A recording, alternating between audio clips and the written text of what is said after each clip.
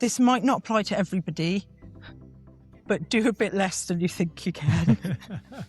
I did a lot for a while, and there's and some people can do a lot and get away with it. Chase those big goals, but sometimes be a little bit cautious as well. So, yes, I'm not very good at following instructions, but okay. This is Ellie Greenwood, and I'm a renegade. Welcome to the RUNEGADE Podcast. I'm Todd, and with me is Uncle Mark. Each episode, we dare to explore that lost art of a conversation to better understand this thing that we call running, trail running. But really what it's about is bringing us the greatest guests, the experts, the elites, the underdogs, those doers of big things. And we're happy to share an episode with you. Thanks for all those who have written in, and those that are liking the podcast, that are subscribing to the podcast on YouTube or all the other social medias. Interacting with us makes it fun, right? So continue to do that, and it'll help us continue to do this, right? Today we're honored to bring you a conversation with a true titan of ultra running, a woman whose grit, heart, and relentless spirit have left indelible marks on the trails and roads all across the world. Ellie Greenwood is nothing short of a legend. Named Ultra Running Magazine's Female Ultra Runner of the Year in 2011, 2012, and 2014. She's a beacon of resilience, balancing elite performance with coaching runners of all levels. From her roots in Scotland to her adopted home in Canada, Ellie's journey from a casual runner to a global running icon is a masterclass in passion, perseverance, and trust in your gut. Whether you're racing up for your first 5K or dreaming of your first 100-miler, her insights will ignite your own pursuit of greatness. Even from Ellie sharing her wisdom at charlotte.com, where she coaches runners globally, you can follow her adventures on Instagram and Facebook at Ellie J. Greenwood. And you can also check out our articles on Ultra Running Magazine. So grab your trail shoes, settle in. Ellie Greenwood becomes a renegade. Whether you're running comrades or Western states and getting a view, there is an athletic brew for you. Oh, upside down. I couldn't leave you hanging. I had to bring out the upside down dawn. I don't think the there's upside dawn. upside down. Upside down. Very nice. Well, cheers, my friend. And on this episode of the RUNEGADE Podcast, we're so happy that you dialed in. You're listening. You're watching us on YouTube. We have Ellie Greenwood, the Ellie Greenwood, joining us on the RUNEGADE. Can't wait. Always great conversations with wonderful people. RUNEGADE is proud to be sponsored by Thrive Protein. We love sharing what works for us. Power your runs and fuel your endurance with Thrive Protein, the premier plant-based supplement brand crafted for endurance athletes. They offer high-quality vegan protein powders, whey, super greens, and electrolytes and creatine. Thrive's clean Ontario-made products fuel your body with natural ingredients with no artificial fillers, designed to boost recovery, enhance endurance, and keep you strong on the trails, the roads, or wherever your endurance adventure takes you. Thrive is perfect for every athlete chasing their big goals. Visit thriveprotein.ca and use the code RUNEGADE for 20% off your order. Thrive Protein. Fuel your relentless pursuit of adventure. Ellie, thank you for joining this episode of the RUNEGADE Podcast. We've been big fans for a long time. We had lots of your friends on. And I think when I reached out to you a few months back, I'm like, everybody we have on the podcast say, you have to get Ellie to come on the podcast. We were talking to Liza, we were talking to Ian, and we're just so happy that you joined us today. So welcome to the RUNEGADE Podcast. Yeah, no, nice to meet you guys. And it's always fun to chat running with new people. So thanks for the invite. That's right. And we represent a wide demographic of runners here. For me, I don't know if we're near, I don't know where we are in our second season, but I still claim to be the new to running. And I'm constantly new to running because sometimes I fall in and out of it as well. So He does. we and right now I'm kind of, I'm trying to get back into it. So if you have any kind of inspiring words of advice, later on in the podcast that you can give me to just really get me, put that fire under my feet to get back out there, I'm willing to take it. But what I'd like to do is quickly ask, I mean, for our viewers or listeners, what we have is a British Canadian champion. So you're currently living in North Vancouver. How has the dual background impacted your love for the trails? So is there any kind of funny stories of culture clashes over the years, you know, bringing both the Brit and the Canadian pieces together? Have there been any bangers and dash runs or anything like that? Anything fun that you can kind I of feel share I from over feel the you're years? already like, you can't have read this anywhere. Anyway, there is a story about bangers and mash, though, to do with my Western states. But yeah, I mean, I grew up in the UK, as the accent has not disappeared, despite the fact I'm now definitely over the border of having lived more than half my life in Canada. I have not got that accent whatsoever. Yeah, I very much became a runner in Canada. I'll tell you, I mean, a little story of sort of how I got into it. I mean, I ran in high school, but I say the school I went to was not a particularly sporty school, and certainly not like North American sports where it's like, oh, you're on the track team or whatever. I'm like, we didn't have a track team. It was like, oh, there's some like athletics meet next week. Do you want to do the 800? Yeah, oh, okay, right. Yeah, but I did like running, and when I was at university in the UK, I did my half marathon. But it wasn't actually until I moved to Vancouver. I was here for my first summer, and yeah, my manager in the office at the time, it was a very small office, he said, oh, we're doing a half marathon next week. And oh, I've done one, so sure, okay, I'll do another one.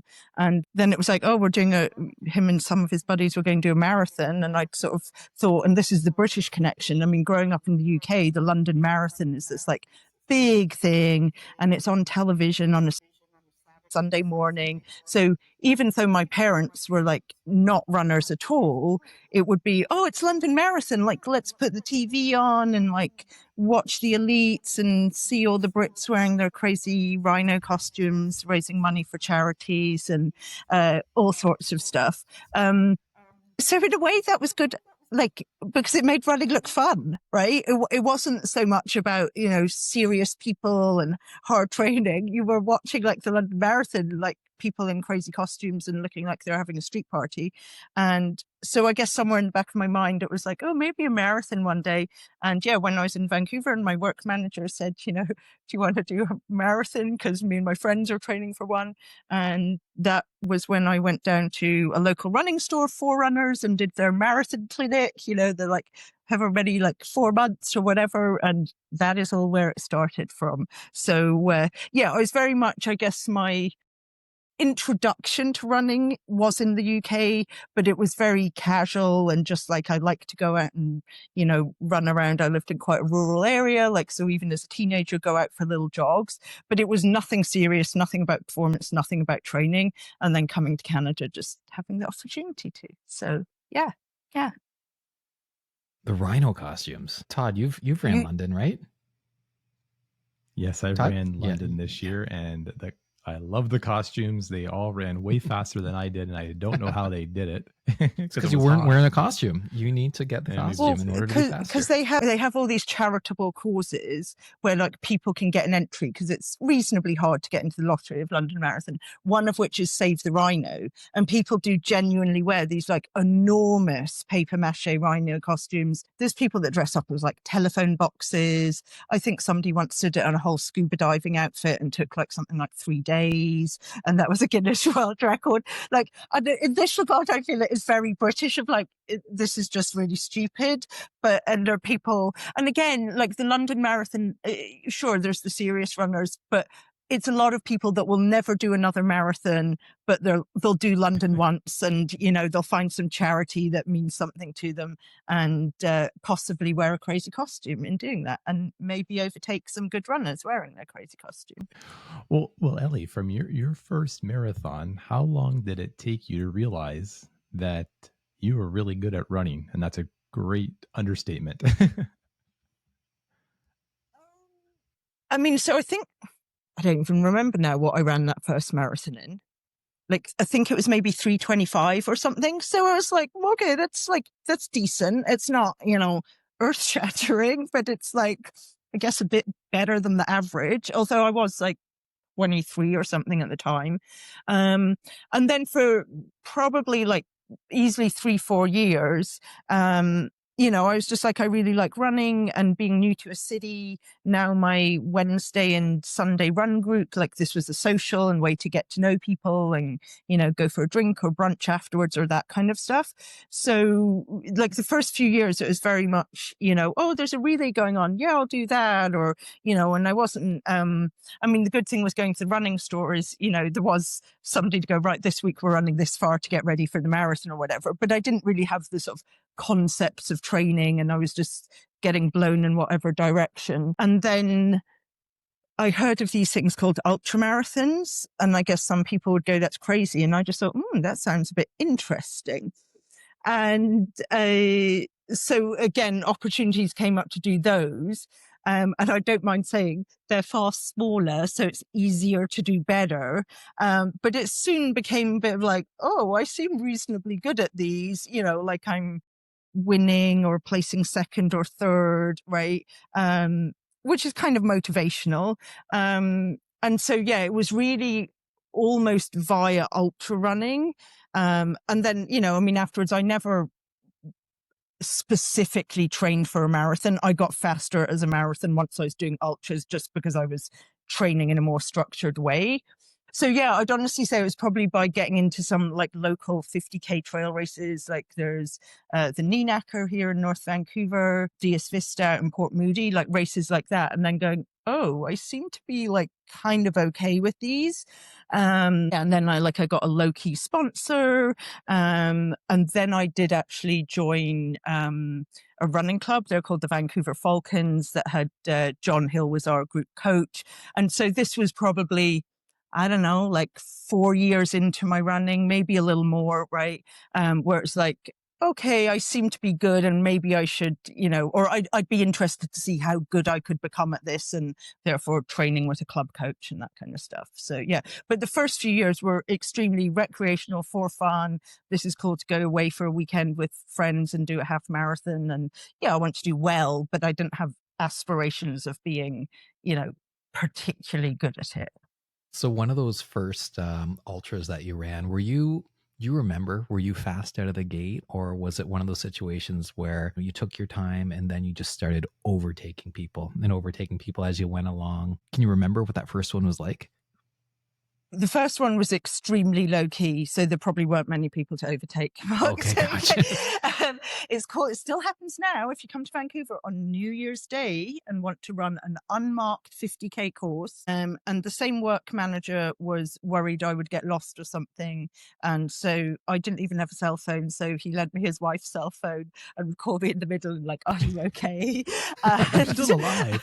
You still alive? Oh, I'm fine, right? I'm just following these people around Vancouver that I don't know the area very well, so I'll just try and keep up with some of them. I think I won that one, but it was very much like it wasn't really a race, right? Like there's results online, but there wasn't timing. It was like you said, here's my Timex watch and it says I ran this kind of thing.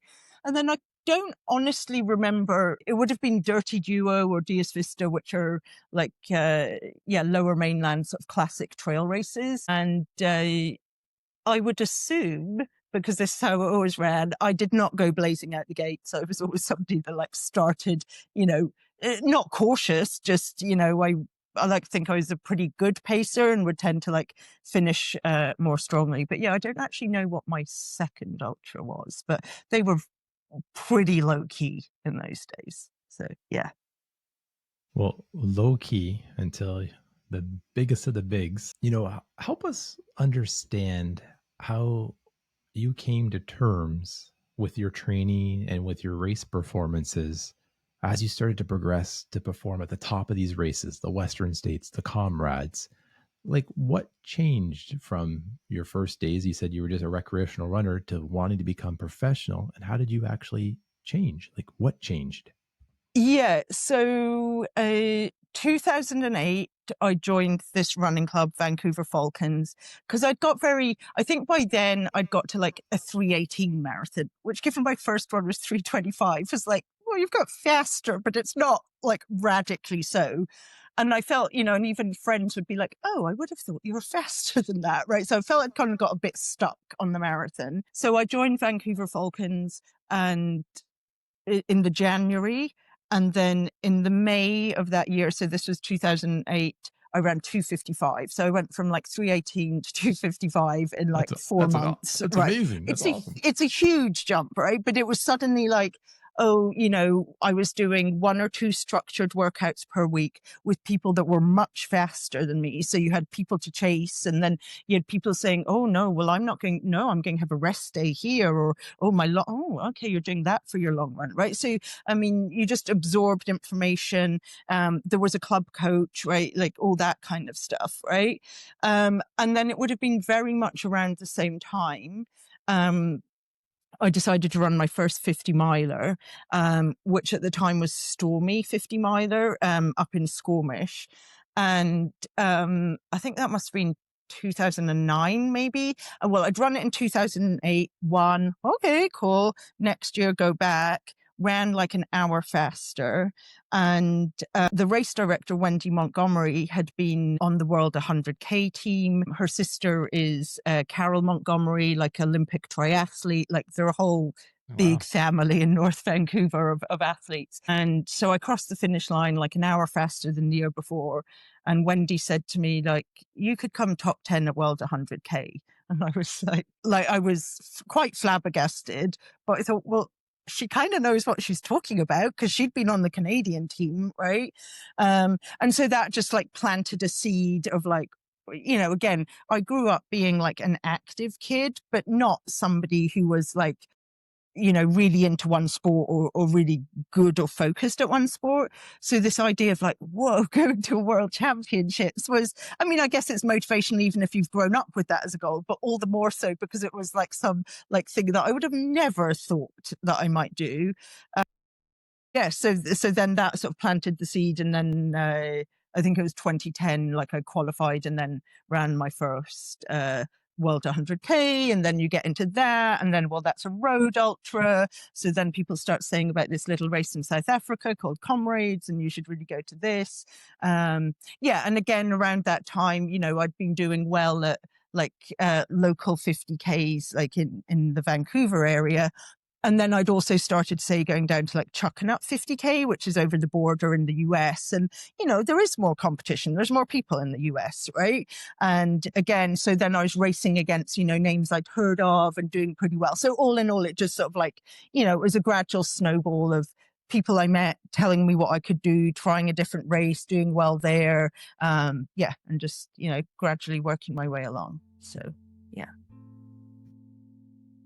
Hey, Renegades, let's talk about Palooza, game changers in the world of footwear. Founded by primal living legend Mark Sisson and his son Kyle, Palooza crafts minimalist shoes that let your feet move the way nature intended. Their 5-toe design, like the Strand lightweight trainer, gives each toe its own space display, grip, boosting balance and strength, and proprioception with every step. 0 drop soles, and just right cushioning that deliver that barefoot feel without sacrificing comfort or style. Whether you're crushing a trail run, hitting the gym, or just living your daily life, it's not just about function. They've nailed style, making these shoes versatile enough for a date night or a dog walk. Palooza's redefining how we walk one liberated foot at a time. Curious? Head to palooza.com and scan your feet for a perfect fit and use the code RUNEGADE for 15% off your order. Step into freedom. Check out Palooza today. Your feet will thank you. So of all these runs that you've participated in, is there one or two that whenever you look back on it, you just can't help but smile? That you're just like, this has a special place in your heart for one reason or another? And if so, like, what is that reason? Like, what is one that you're always going to remember because of some sort of experience during the duration of the race? Yeah, so I guess there's individual race experiences that are like, wow, that was a really cool experience.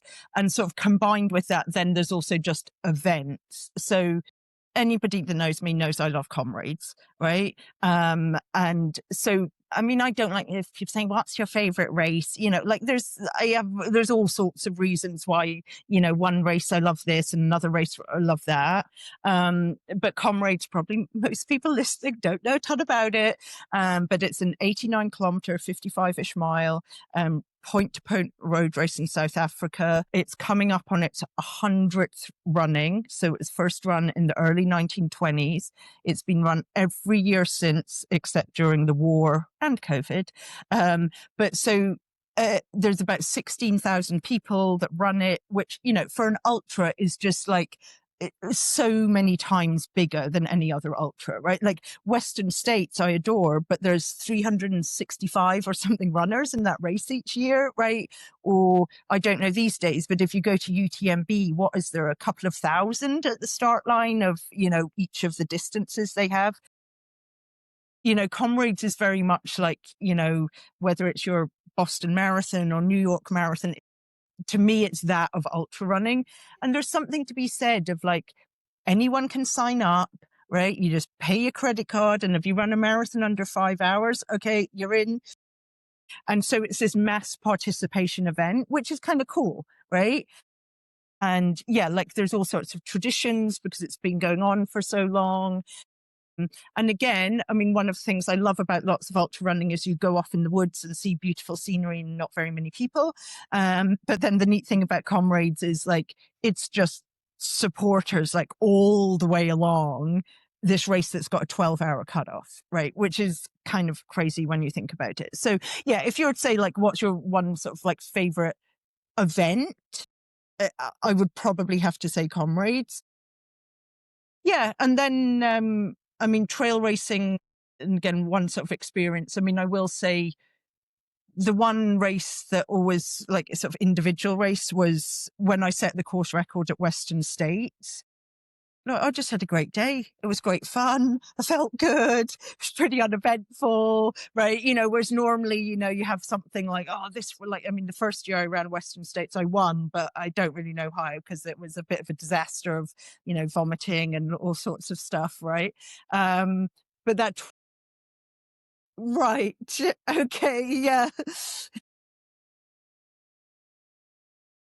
Yeah. So that second time where I ran Western States, that individual day was just like, it's what every runner wants to have of like, I just felt good. I felt strong. I had a nice time. Like I had great friends crewing me, all this kind of stuff. Yeah. As a day of my running, I'd say that's probably one of them that's well up there. So yeah. That's wonderful. I'm going to go back to something, Ellie, that you mentioned. That somebody saw something in you. I think you could go do this. Maybe unpack that a little bit. From growing up, did your confidence, were you always a confident runner? Like, help us understand that a little bit. Yeah, I mean, like I sort of said, when I got into running, it wasn't this serious thing, right? Like, I was very much like a club runner doing it with my friends. So was I confident? I mean, well, I seemed to be all right, but I wasn't, I guess, confidence maybe matters more if you're reaching for higher goals. Whereas I was like, oh, hopefully I run a little better or that kind of stuff, right? Yeah, the good and bad thing about running, if you start to win races, you kind of should gain a little confidence, like unless you're really somebody because totally unconfident, because like it's black and white, like, oh, I seem to have been faster than these people I was racing ahead, or I came second or third, but wow, first and second, they're really good runners. So yeah, I guess confidence came with experience, right? But of course it helps when you have people, whether it's like my club coach, John Hill, or like Wendy at Stormy saying, I think you could get this result. If there are people who you value their opinions and they're knowledgeable, it sort of just helps cement the confidence that you've got. So yeah. And with all the different runs that you have under your belt right now, I imagine that there are some days where afterwards you're just absolutely drained. So do you have any kind of interesting hacks or recovery secrets that you just keep to yourself and you want to spread to the world? Anything that, or is it just regular, just continue life the next day, take it easy? And there's no clickbait facts. Sorry, No? Mark, that you Oh, can shoot. say, I Darn know you should have all known this, but you've just got to do Sardines, right? this. Sardines. Sardines. I think sardines are meant to be good. I think Katie Shide eats quite a lot of sardines, and she's doing quite well this year. So, no, not really. I mean, I don't run a fraction. I'm a bag of aches and pains now, so don't run a fraction of what I used to. I mean, when I was running a lot, like I will say, recovery was, running was very much a hobby, and I got to a point where, sure, I was competitive and I had sponsors, but I also, like at the time, worked for a travel company that was like nothing to do, obviously, with running. And so that, you could argue, well, that's not ideal, right? Of like, but I think, basic things like I say, you've got to find the time to sleep. You've got to have your rest days or your easy days. I feel ultra running is maybe a little less like this now, but I mean, when I was running, like people used to do like crazy number of races in a year, right? Which, some people can get away with. But I do think, as people get into longer distances, you maybe have to go, most recreational marathoners might do 2 marathons a year, but for some reason, ultra runners think they can do like 6 in a year, even though they're longer, right? Which it's not a lot of logic to that. But yeah, I think generally if people are stepping up in distance and they're like, oh, I used to do marathons and halves and now I'm just so into trail and ultras, I'm like, make sure you have some time of year where you do less, right? Or, maybe you can't do your favorite race every year because you've also added something else, right? So, but I think a lot of it is just being smart and listening to your body, but that's not always easy. So, yeah. Runners are not good at listening to our bodies, that's for sure. So we have a lot of new runners who listen to the Renegade podcast, Yes. and I would say a lot of amateurs who might be thinking about their first ultra. And let's say they've done 2 or 3 marathons. What advice would you give the folks who are looking to maybe advance to the trails to a little bit further distance? Yeah, I mean, I always think it's important to pick a race that really appeals to you. Because I do generally say, like, you're going to have to train quite hard. So the more motivating the goal is, on the days you're less inclined to go out and train, if it's a goal you really want. Okay. That said, do consider where you live and what you have access to, right? I'm not saying every marathon is identical to the other marathon, but by and large, there's less variety within a marathon. Firstly, they're all the exactly same distance than an ultra. And I mean, one example I give, although I'm a bit rusty on the numbers now, is like I've run a 50K in 3 hours 40 in one. And I think I've run a 50K in like 7 hours and come third, right? So if you pick a 50K, do you want to pick that one or the other one, right? And yes, like I said, pick one that really appeals to you, but also, look at like what's the elevation profile? Is that something you can legitimately think you can train for? Because otherwise it's just going to be harder, right? And then, but overall, if you're stepping up from a marathon to a 50K, if it's fairly modest 50K, you don't need to run a ton more, right? Like maybe a little more volume. If it's on trails, try and get out on dirt trails and a few hills if that's part of the course, right? But I think actually what some first-timer ultra runners do is suddenly think, oh, I need to do like way more, which you might need more time on feet if you've picked one that's got more hills or more technical trails. Yeah, but so overall, like research your event first. And although it might be lovely to pick like, I don't know, 50K in California in April, do you want to train for it in Ontario in February? And the answer may be no. And so you should also factor that into your decision making. Yeah. And So learn what to eat as well, because ultra runners eat all sorts of random food as well. But no, again, a marathon, if you're a 4-hour marathon runner, also like, yes, an ultra, I said, might not take you that much more. It is going to take you a chunk longer, add a few hills. Suddenly it might be, oh, this was like 6 hours 20. Well, you're going to need to, you might be able to get away with, I had a couple of gels at my marathon.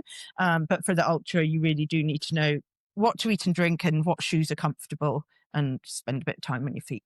So, and And what do you find yourself leaning towards? So when you do go to the ultras, in terms of what is the cuisine? What is your picnic that you pack? This was quite funny. So I'll have a sidebar. So I was volunteering at Squamish 50 on the weekend, and we were a ragtag bunch of people that didn't know each other at this aid station. One of whom was a woman, and we were like, how did you find out about this? Because you've run 2 half marathons. And she had no idea about ultra running. So we were literally having to explain to her why people might want a dill pickle, or this is a gel packet. It was awesome because she had all the enthusiasm, but I was like, I feel I must explain the food selection we have on the table here. Yeah, I mean, when I raced, I genuinely did like a lot of energy drink, gels and chews. You know, I had most of the time a fairly robust stomach. If you're doing more runnable ultras, you know, you don't want to be having, you know, too much of the like grilled cheese sandwiches that they might have at aid stations. But of course, yeah, a lot of people over time, you'll start to go, ooh, this is a lot of sweet stuff, particularly if you're not somebody who loves sweet stuff, right? But basically, I mean, it's very generic, but you want mostly carbohydrates. I used to love salt and vinegar crisps. I thought those went down great. Boiled potatoes, yeah, that kind of stuff. But like anything, it's like practice it in training. If you're doing your first ultra, like look at the race website. It probably lists what they have at the aid stations.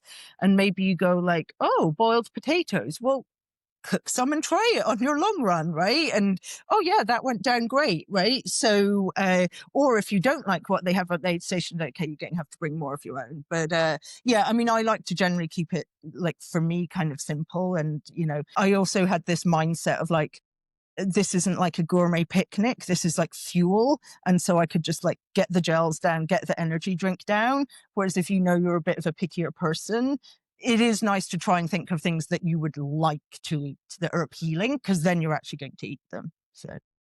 And did you have to train your stomach earlier on, or you said that you've always had a pretty good? Yeah, I mean, I think I only had 2 races where I actually vomited, which, you know, one I'm still not entirely sure about. And the other one was my first Western States, where I think I had too much salt early on because everybody was like, Western States is hot, right?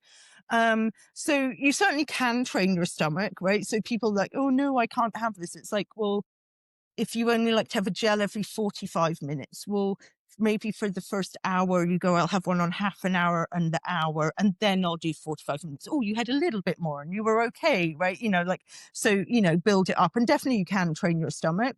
Yeah. And it's experimenting different brands of gels, different types of energy drink. And definitely, I think like most people want some variety, right? And that might be as simple as don't just have the same brand of gels, right? Like maybe you like 3 brands of gels and you bring, you know, a few of each, like that kind of thing, because it sort of avoids you going off one thing. So, yeah. Oh, that makes sense. Well, you know, Ellie, thinking about the gels and the fueling, what's your view on the state of ultra running? Because it seems to be in the last like 5 to 7 years, fueling has become totally different and revolutionary. How was your fueling when you were winning Western States versus what they're doing now? I mean, I think it's changed. Has it changed drastically? Like it's a little difficult to tell. And obviously, like anything, it's a bit of a transition. Yes, there's trends and fashions and that kind of stuff. I think people are much more scientific about it now. Like I was saying just to somebody like earlier today, right? How we talked about calories per hour. Now you have to talk about carbohydrates per hour, right? And I'm like, well, we were having gels that are only carbohydrates. So even if we called it calories, all we were having was carbohydrates anyway. So definitely recently there's been much more of the, you know, high carbohydrate, how many carbs can you get per hour? I never did it, but I think when I was around, it was more popular that more people were trying the sort of like low carb, high fat diet, like keto kind of diet. And there's certainly still people like Zach Bitter and other people around in the ultra world that do that and do it very successfully. Yeah, so I think it's been a transition. And I mean, it's really only, I would say, in the last 3 years that people have got a bit more scientific about, you know, how many carbohydrates can you try and get, and you should try and get like within reason as much as possible. And then really recently I feel it's like electrolytes is the thing of like, well, different people have different electrolyte needs, whereas when I was around it was like, oh, your finger's a bit swollen, maybe you should try a salt tablet kind of thing, right? So I think it was just a bit more ad hoc, a little less scientific. I'm sure there were people who had a much more sort of like laid out plan to things.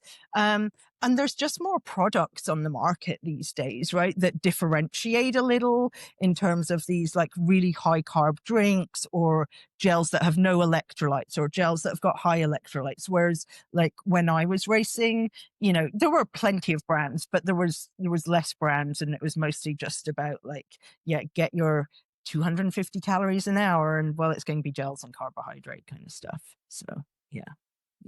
And I know Todd asked there about fueling, but what about even just the overall starting line from when you first started doing ultras to, even more recently? I know there's a lot of tech, there's a lot of, carbon shoes, there's a little bit of everything now. So the overall attire, what people are wearing. So have you noticed a gradual change over the years, even with the sheer volume of people that are now racing? I know you've mentioned that some of them, there's just a lot of people now. So it's really kicked off, right? So, well, and I think what you allude to, Mark, because there's more people getting into trail running, it's a bigger market for things like trail shoes and packs. Whereas before it was like, and trail running is still like really quite niche, right? And ultra running, like it's still not some massive sport.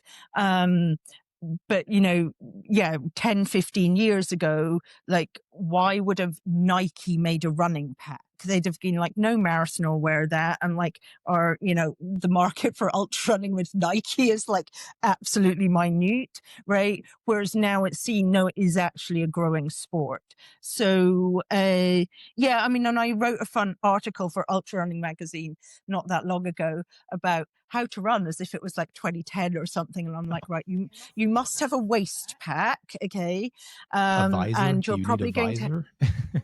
Yes, you can have a visor. Yes, like none of these, like, what are they, 3-panel, 5-panel CLE hats? No, you can't have those, right? You've got to have a white visor. You've got to have your bottles in the pack, or you've maybe got a handheld bottle, but it's quite a clunky, large, awkward bottle to carry.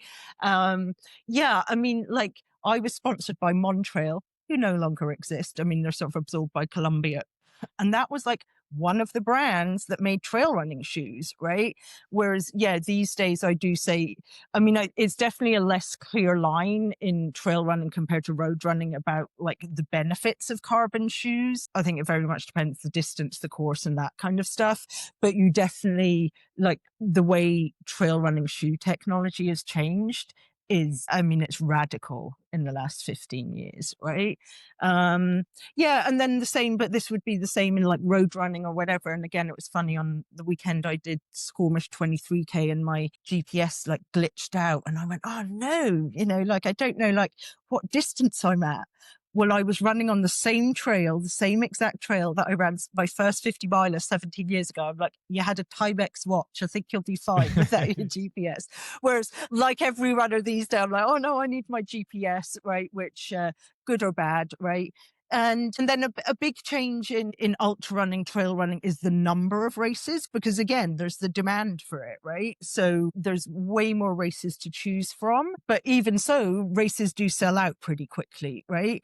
Western States is the most extreme example, but I think even like it was only a few years, like maybe back 20 years ago, they had a 2-time loser rule in their lottery. So if you didn't get drawn the first 2 times, come and run the 3rd year, right? Folks whereas would love now that. it's less than, now it's less than a 1% chance of getting in, right? So there's all sorts of, differences with that, of there are more races to choose from, but even so, some races, like, whereas, you used to be able to, and you still can, but like rock up at some ultras and like just pay morning off and like, here I am and I'm going to do the race, right? Which I feel there's less of that these days. So we had a great conversation with the speed goat. Carl came on a few episodes back. yes. And the original old school ultra runner, like we had so much fun talking about how much ultra running has changed or remained the same. And there was something really interesting because I would say you're the queen of Western states. And if you look at this year, David Roach was going in to Western states and he was putting it out there. He was telling the world what he was going to do, what he wanted to do.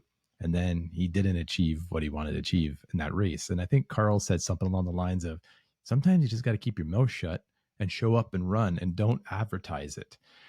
What are your thoughts on that? Were you like a boisterous ultra runner, or were you more quiet and let the results speak for themselves? I mean, I think that's personality, right? And I don't knock the people who are like, I'm here and I'm going to, as long as they've got the results to back up what they're saying. If they're just saying it and you're like, do you know what you're letting yourself in for? Because I don't think so. Well, that's a different matter, right? I think it works for different personalities, right? If some people are a bit more bravado and out there, right? I'm a bit more of the approach of like, no, just show up, let the results talk for themselves, like do your own race kind of thing, right? It's one of the things I love about the Unbreakable film about the 2010 Western states. And this is not to knock, they feature Killian, Hal Kerner, who'd won it a couple of times. Killian was the first time he was running it. And then they had Jeff Rose. Well, Jeff Rose had won 8 100-milers in a row, right? But he's this low-key, he's originally from New York, but he now lives in Alaska, right? And he worked at a supermarket, right? Like he was very low-key. And you see, I mean, Hal's awesome, but you see Hal having his dinner out the night before in this kind of fancy restaurant and chinking of nice glasses and whatever. And then Jeff's at a campsite, like with this saucepan of pasta going, yeah, I think my dad's getting to crew in, but he's not going to be at the start line. So, well, he'll make it to the first crew point. And then Jeff goes to win the race. Now, I'm not saying Hal's approach was wrong, and he certainly wasn't. He had the results and he'd won it. But it appeals to me more of that like laid back mindset of just, you've got confidence in your results, you've done the training. These days you do need some of the like nutrition advice or the gear, and like I'm not going to say like it has to be like uber simple. But again, maybe Katie Scheid these days is a good example. She seems pretty reserved, pretty quiet. She's obviously embraced it a little, that now she's like more of a personality with her results.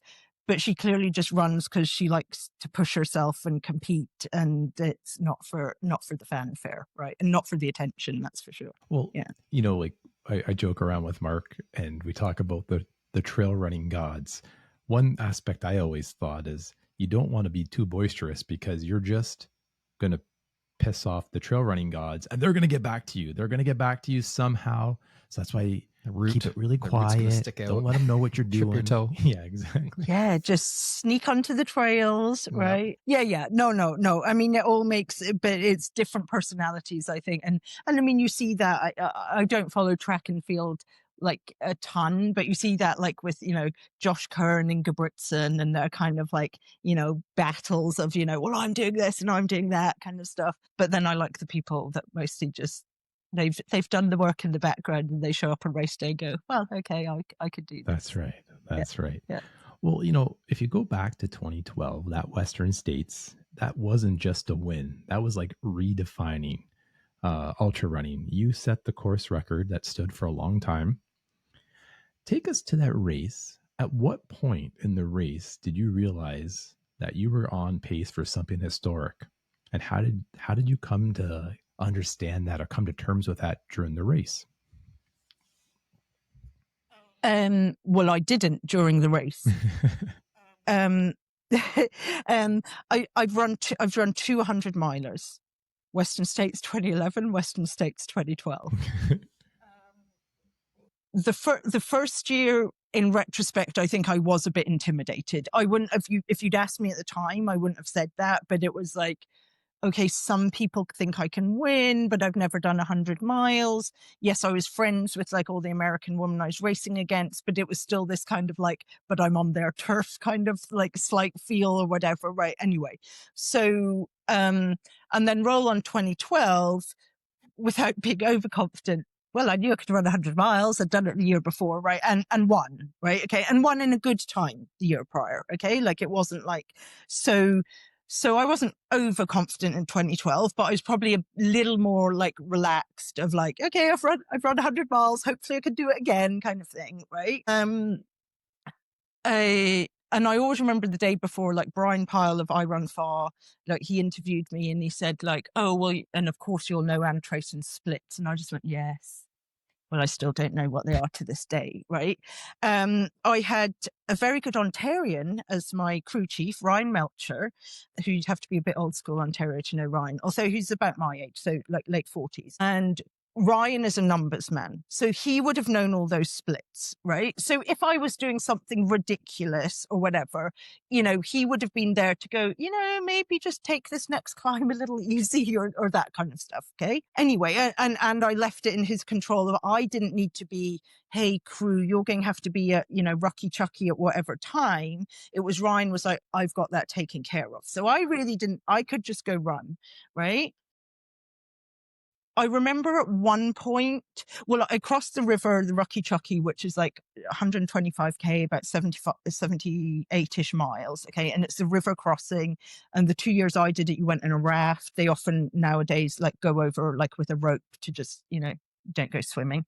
And, I glanced at my watch as we went over the river crossing and I thought, I think I'm like, it was, and I don't know exactly, like maybe like 40 minutes up on last year. Okay. I then proceeded not to think about that at all.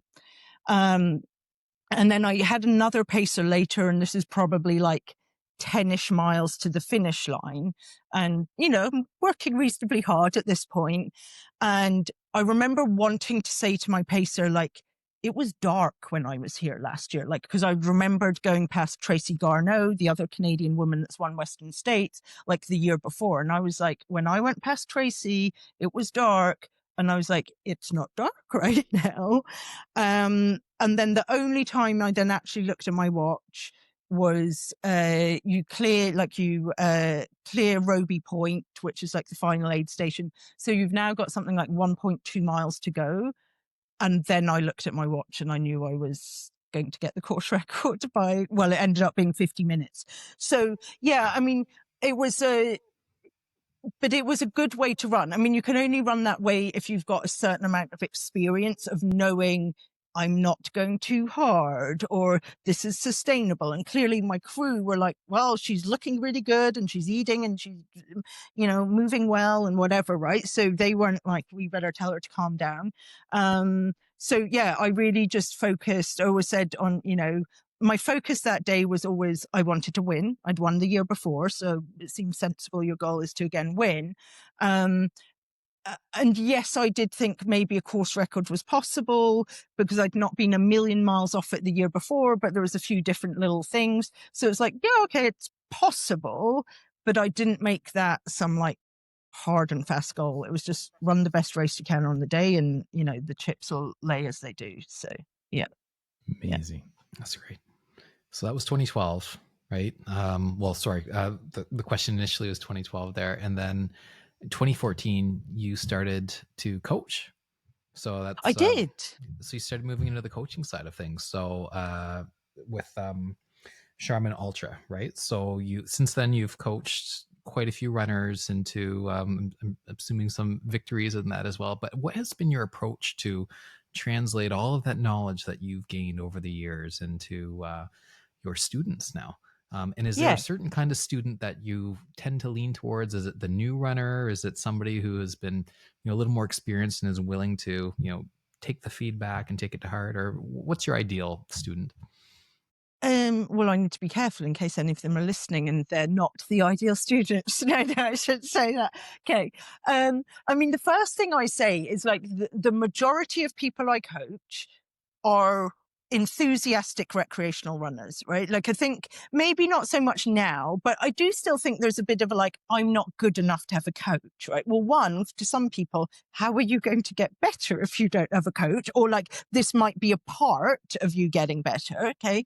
And also, what do you mean you're not good enough, right? Like, as long as you're somebody who's, and I do think people that hire a coach are generally committed, right? Because apart from anything, they're prepared to pay for it. Right. Like, they're interested enough that, oh, I'm going to have a training plan to follow, right? But the majority of the people I coach are, you know, they're not winning races. Okay. I do have the folks that win races, and that's like good fun and it's nice. And I mean, I kind of like the balance of both, right? Like it is neat when I'm chatting to somebody and they're maybe doing a super competitive race and we're going like, well, who's the competition? And, well, hopefully you're at this point at this. And, if you're feeling good there, that's where you want to go for it, kind of thing. Right. Yeah. But I mean, I think the main sort of qualities of being somebody who's good to coach is, you need to be open to new things, right? If you're very stuck in like, well, this is what I do, well, you're not giving me a lot to play with, right? But I think the main thing that I hope people get from coaching, I mean, one, I want people to enjoy their running, right? Like I say, I would have entirely failed as a coach if I've put somebody off running, right? And sometimes I am saying like, well, there's a reason why those hill repeats are in the training plan. If you really don't want to do them, that's fine. But, there's going to be a trade-off, right? You're going to be less prepared for your hilly race or that kind of stuff, right? So, people that are prepared to work hard, have fun. And then also, I think, like, as a coach, it's not just providing a training plan. Like I had a returning woman come back, and I just had my first coaching call with her. I probably not worked with her for like 7 years or something, and spoke to her yesterday. From the get-go, I was like, so that race you kind of mentioned in like 8 weeks. And I was like, it seems a really bad idea, right? And I rarely say that, but I'm honest to people because it would be doing them a disservice to go, oh, you want to do that? Like, we don't have time to get you ready, right? Like, really don't have time. So hopefully what people get from coaching is, it's also that like, should I do this race, or is there a better one to do? Or if I do that one, do you think I can also do that one? Or like that kind of stuff. So it's the whole sort of like encompassing, everything around it. It's not just a training plan, but as long as people are enthusiastic, they do not have to stick to the training plan 100%, right? But I do say there is a reason why I put every run in the plan, right? And some of them are a bit more important than others. And if some of them don't quite happen and you went for a bike ride instead, man, that's not a big deal if you check mark the main boxes. And again, this is for people who aren't necessarily, they just want to do their version of well, right? And their version of well might be getting to a race start line, feeling confident and prepared. Right? Or it might be, I want to run an hour faster at the 50 miler than last year. Or it might be, I want to get up on the podium. Right? So, yeah. But some people just like to have the guidance, which is awesome. I can tell by your energy, you'd be an amazing coach. Fantastic. And maybe along those lines, Ellie, why should someone consider running an ultra? Well, they're not for everybody. I mean, I do say I ran ultras because I loved running, and I'm not actually, people go, oh, funny. And I'm like, no, I did. Like, I just couldn't get enough of running. So I was like, well, I'll just run longer. Right. Okay. Why should somebody run an ultra? I mean, I think there's something to be said, and this doesn't have to be an ultra, but doing things in life that you're not sure you can do, right? That are maybe a bit intimidating, or that you can look back and go, well, I wouldn't have been able to do that a year ago, right? Like, there's the Neenacker in North Vancouver. It's a 30 miler, and I still go to their Wednesday night training runs that they do for about 3 months in the lead up. And this one guy, he was very new this year, right? And he was a little bit older, and he was like, I don't know, I'm going to finish this. Well, he didn't. He got cut off on race day. But I said to him at the finish line, I said, could you have done what you did today 8 weeks ago? And he's like, no way, right? So, like, I think that's a reason to do an ultra, or maybe you pick something else. But along those lines of, you look at something, you're like, I don't know I can do that. But if I sort of commit to the task and the process, you'll learn a lot about yourself along the way. Hopefully you like most of it. And it's a great community as well, right? I do feel lucky I live somewhere where, we've got beautiful training grounds. And so there are running groups and that kind of stuff. So if you do live somewhere like that, go and, volunteer at races and meet people, and you'll get to know a really cool community. So, yeah. And I was fortunate enough to get up to Squamish this past summer too, as well. So it's Nice. been a long time. I didn't run. I was there visiting a friend, but it's beautiful up there. So I know with you're mentioning the run that just happened recently. I mean, it's just great grounds for it. So. Yeah, I mean, you can train for ultras anywhere, and some people like nice scenery's nice because it's distracting, right? Yeah. But also people, I did joke once. I mean, I coached 3 people in Winnipeg at one time, and once I got the 3rd one, I was like, look, you guys, it's like nice for 2 months of the year for you to run because it's either baking hot in the summer and you're getting eaten by bugs, right? Or it's freezing cold in the winter. But those were people who really loved running for running. Because and they had nice provincial parks and that kind of stuff, right? So yeah, and again, if you've got a run community there, that's awesome, right? So yeah, but you maybe have to be a bit more dedicated when you don't have the scenery to distract you. So great. So Ellie, we've truly appreciated your time with us today, and I just wanted to ask you, where can people find you? Do you have socials? Do you have a website? And what do you have going on over the next couple of months? Is there anything that you're looking forward to that you want to share with the listeners? So yes, you can find me on, and I'm terrible at this. My coaching is Charmin Ultra. It's not the toilet paper. It's SHARMAN ultra.com. Okay. I believe I'm Ellie J Greenwood on Instagram. I'm also on Facebook if people look me up on there. And yeah, I'm not racing so much these days. I'm recovering from my 23K at Squamish on the weekend. And yeah, in a few weeks, I used to live in Banff, and so I'm off for a little trip to do some hiking and hopefully a little running in Banff and Jasper, which will be lovely. So wonderful. Yeah. That'll be excellent. That's awesome. And, you know, Ellie, we can't thank you enough. Like I said, we've been big fans of you. We're big fans of the Charmin Ultra. You know, maybe as a parting wisdom, what's one key piece of information that you know now that you could have gave to a younger Ellie? This might not apply to everybody, but do a bit less than you think you can. I did a lot for a while, and yeah, there's and some people can do a lot and get away with it, or you know, I took 6 months and took it easy and I'm back at it. But it's if you think you're doing maybe a bit much, particularly if you're newer and you're like, I'm so into this, you know, I don't like to dampen people's enthusiasm, but like, you know, there's people that run ultras into their 60s, 70s, a few into even beyond that. So pace yourself through your running career, take a little time off, chase those big goals, but sometimes be a little bit cautious as well. So I think that's a very honest piece of advice. So we thank you so much for that. And I'm sure it'll resonate with a lot of listeners. And even for somebody like me who has maybe taken a little bit too much time.